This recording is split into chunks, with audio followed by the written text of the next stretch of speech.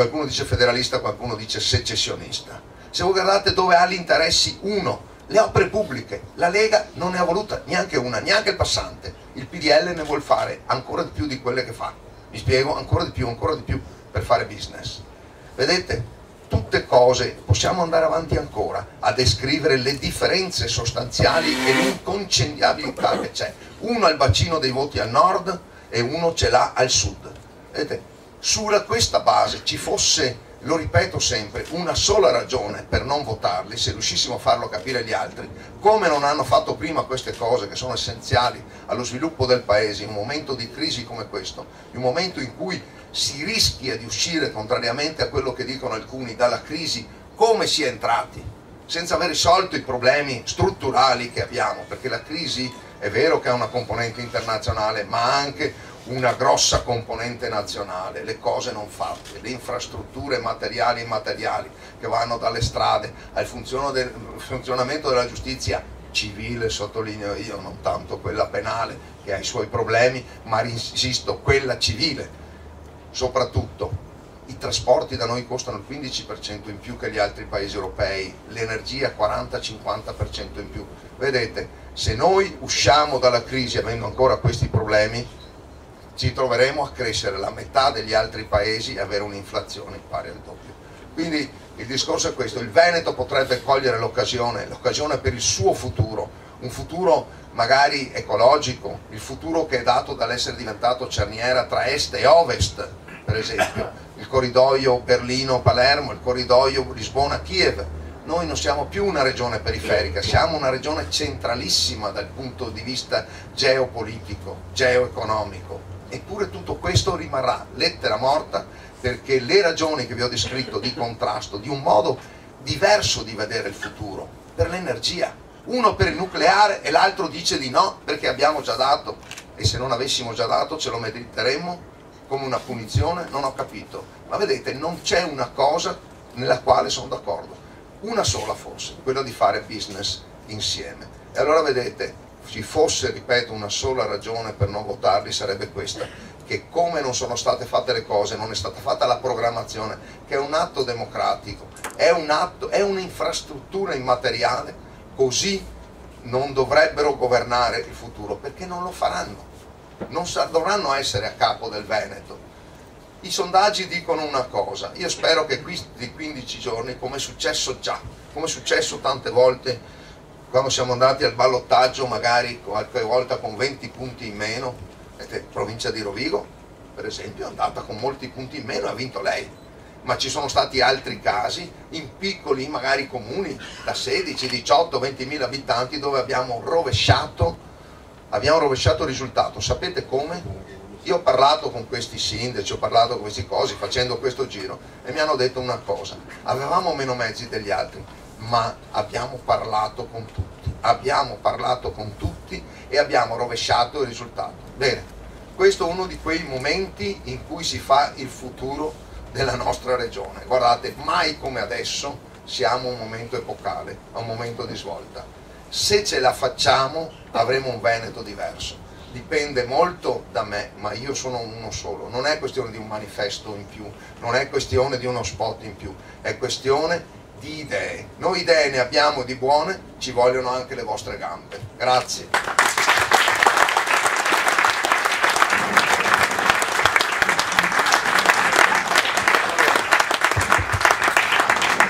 Bene, grazie a Giuseppe Bortolussi per le cose dette che sicuramente sono in sintonia con il nostro comune sentire. Ringrazio anche tutti gli altri amici e compagni che ci hanno raggiunti, perché credo sia un elemento importante, ecco, di partecipazione ampia a questa sfida. A questo punto io lascerei la parola a Piero Fassino.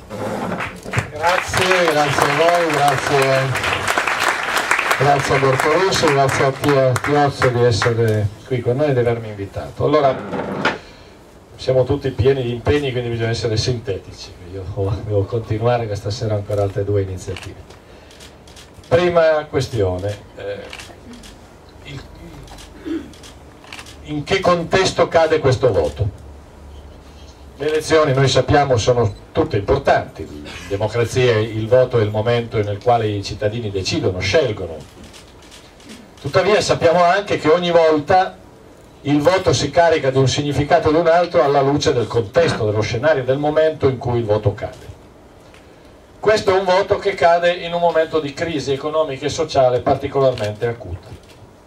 Berlusconi ieri ha di nuovo fatto sfoggio di ottimismo, visto anche oggi, ripetendo quella che ormai è una formula sempre più pubblicitaria, cioè la crisi è alle nostre spalle, ne siamo già fuori, basta avere un po' di pazienza e il paese tornerà a riprendersi, le cose non sono poi così gravi come appaiono, come si dice.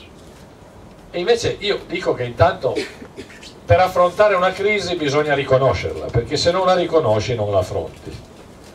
E la crisi è una crisi seria, una crisi grave. Poi l'Italia è un paese che ha tutte le risorse per uscirne, il Veneto ne è una dimostrazione. Ma la crisi c'è.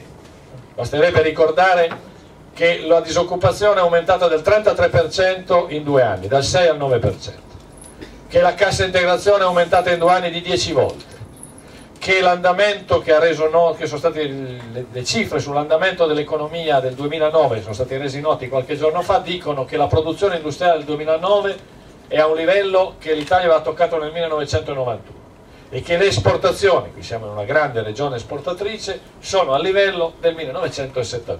Si potrebbe snocciolare 1000 altri dati per dire che c'è una crisi profonda, vera, non siamo fuori dalla crisi, non lo diciamo per menare gramo, perché ci va bene che ci sia la crisi, perché bisogna parlare male del governo, queste sono tutte le, come dire, Berlusconi risolve sempre tutto in termini di complotto, no, lo diciamo perché se si vuole uscirne bisogna intanto partire dalla realtà. E d'altra parte basta parlare con gli imprenditori del Veneto, con gli artigiani, con i commercianti, con gli operatori economici o con i lavoratori che sono in cassa integrazione per avere un quadro di una crisi seria. Ora, qual è il punto in questa crisi delicato? È che la crisi in realtà c'è anche in altri paesi, come sappiamo, no? La crisi c'è in Francia, c'è in Germania, c'è negli Stati Uniti, c'è in Grecia, in Spagna. La differenza sta nella risposta però alla crisi, questo è il punto, perché se noi guardiamo quello che Obama ha messo in campo negli Stati Uniti, o la Merkel ha deciso in Germania, o Sarkozy in Francia, o Brown in Inghilterra, governi tra l'altro di segno politico diverso, noi vediamo che c'è un tratto comune però in questi paesi, e cioè che i governi hanno messo in campo strategie anticrisi molto robuste, quantità di risorse finanziarie notevoli, investimenti pubblici, terapie anticrisi, provvedimenti di emergenza, no? Quello che non c'è in Italia intanto è questo. Non c'è una strategia anticrisi, d'altra parte guardate, c'è una logica: se tu pensi che la crisi sia già alle nostre spalle non sei neanche sollecitato a mettere in campo tutte le misure necessarie, no? Ed è questo che accade, e non lo diciamo noi, lo dicono i fatti.